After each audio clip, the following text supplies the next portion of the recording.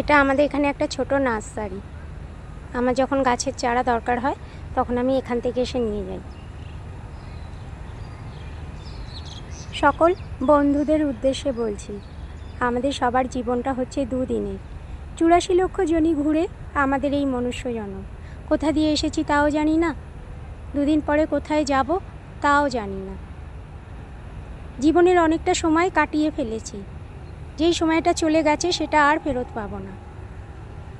যার হাতে যতটুকু সময় আছে সে নিজে বাঁচুন, নিজের আপনজন পরিবার পরিজনদের নিয়ে ভালো থাকুন, তাদেরকে সাথে নিয়ে বাঁচুন, সকলে সুস্থ থাকুন, নিজের আপনজন মানুষদের নিয়ে সকলে ভালো থাকার চেষ্টা করুন। রাধে রাধে।